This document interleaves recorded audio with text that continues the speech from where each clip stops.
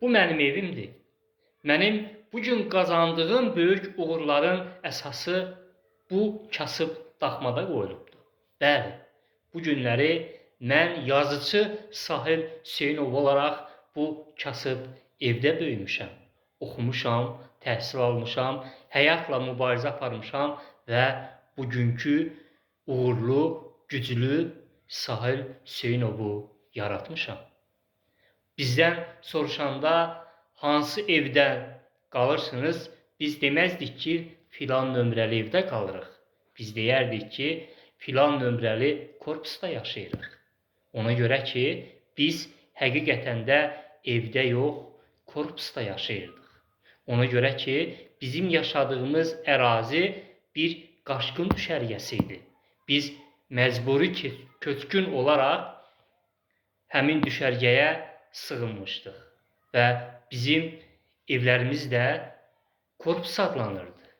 Çox şəraitsiz şəkildə fin korpuslardan ibarət idi və həmin qaçqın düşərgəsində ən kasıb ev də bizim evimiz idi. Mən çox yaxşı xatırlayıram ki, bizim qaçqın düşərgəmiz olan yer şam ağaclarının arasında yerləşirdi və şam ağaclarının da bir onlardan maye axırdı. Biz ona kley deyirdik. Bizim də evimizdə çox vaxt yavan çörək tapılmırdı və mən o şam ağacının kleyi ilə qidalanırdım. Gedirdim, qarışqalar yığılırdı, qarışqaların yeməyinə şərik olurdum və qaldığımız ərazidə ən kasıb insan biz olduğumuz üçün yeganə insan mən idim ki, mən qarışqalarla birlikdə nahar edirdim. O ağacın kleyindən qidalanırdı. Məktəbə gedəndə sinif yoldaşlarım deyirdilər ki, sənin ağzından kley iyi gəlir, Sahilin ağzından kley iyi gəlir, sanki kley yeyir. Mən də deyirdim ki, hə, mən kley yeyirəm, ağacın kleyini yeyirəm. İnanmırdılar, elə bilirdilər ki, zarafat edirəm.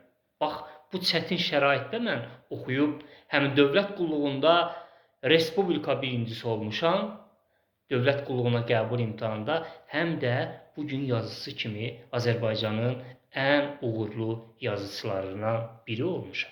Bugün Azərbaycanda kitablara ən çox satılan yazıcı mənəm. Nəyə görə?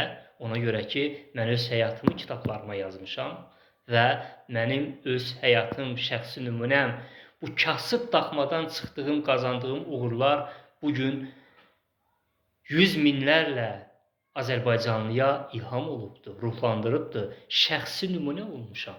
Ona görə mənim kitablarım bugün Azərbaycanda ən çox satılan kitablardır. Çünki insanlar o kitabda bir insanın mübarizəsini görürlər. Bir insanın çətinlikləri necə məğlub edərək, o çətinlikləri məğlub edərək öz uğurlu həyatını inşa etdiklərini görürlər. Ona görə də mənim kitablarımı alırlar. Bax, mənim həyatım bu 32-ci korpusda demək olar ki, qurulubdur. Necə ki, insanlar evi tikirlər, mən də öz həyat evimi bu 32-ci korpusda, bu daxmada inşa edə-edə bugünkü Sahil Hüseynovu yaratmışam. Ona görə də bu videonu çəkdim ki, hər bir insana nümunə olsun, hər bir insan dərs alsın, özünə inansın, ruhlansın, ruhdan düşməsinlər. Bu günləri baxıram ki, bir çox insanlar şükür Allaha aclıq çəkmirlər, yeməkləri var, valideynləri onları lazımınca geyindirir, amma baxırsan yenə də ruhdan düşürlər, hansısa bir çətinliklərdən şikayət edirlər, həyatlarından şikayət edirlər. Amma mən heç vaxt həyatımdan şikayət etməmişəm. Mən hər zaman şükür etmişəm. Mən hər zaman inanmışam. Mən o daxmada, o 32-ci korpusda gecə-gündüz dərs oxumuşam. Mənim bizim evlərdə o vaxt şəraitsizlikdən, nəmişlikdən tarakanlar var idi.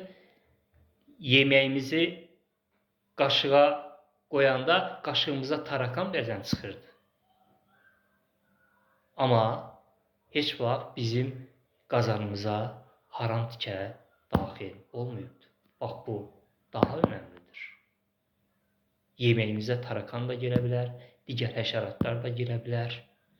Amma ən dəhşətli odur ki, sənin qaşığına, sənin yeməyinə haram tikə girsin. Bax, həyatda ən böyük xoşbəxtliklərdən, uğurlardan biri də budur ki, sən heç bir zaman sənin qaşığına, qazanına haram tikə girməz. Eybi yox, tarakan girə bilər, həşərat girə bilər. Əsas haram tikə girməz. Həm də biz halallıqla böyümüşük. Ona görə də mən kitablarımda, əsərlərimdə insanları ruhlandırmaqla yanaşı, maarifləndirməklə yanaşı, ilhamlandırmaqla yanaşı oxucularımı həm də onları dürüst olmağa, haram tikə yeməməyə, hər zaman halal böyümələrinə çalışmışam. Ona görə də dostlar, heç vaxt ruhdan düşməyin. Mən söhbətimizin əvvəlində sinif yoldaşlarımın mənə Sahilin ağzından kley iyi gəlir, sanki kleylə qidalanır dediyini sizə danışmışdım. Amma sözlərimi bu cümlə ilə bitirmək istəyirəm ki, o vaxt mən deyirdim ki, hə, mən kleylə qidalanıram. Sinif yoldaşlarım buna çox da inanmırdılar, biz zarafat kimi qəbul edirdilər. Amma bu zarafat deyildi. Taleyimə kley kimi yapışan həyatın bir anı idi. Özünüzə inanın. Mübariz olun, heç vaxt ruhdan düşməyin və yaşadığınız şərait ən çətin şərait olsa belə hər zaman o duruşunuzu, o dik duruşunuzu, o mübarizənizi çətinliklərlə üz-üzə gəlməyi və hər zaman çətinlikləri əzminiz sayəsində vurub qarşınızdan götürməyi hər zaman bacarın.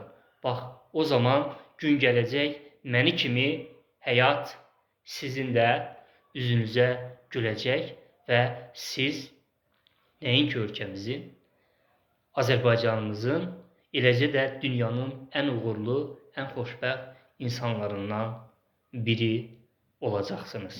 Necə ki, mən bu gördüyünüz 32-ci korpusda bugünkü uğurlu və xoşbəxt həyatımı inşa edə bilmişəm.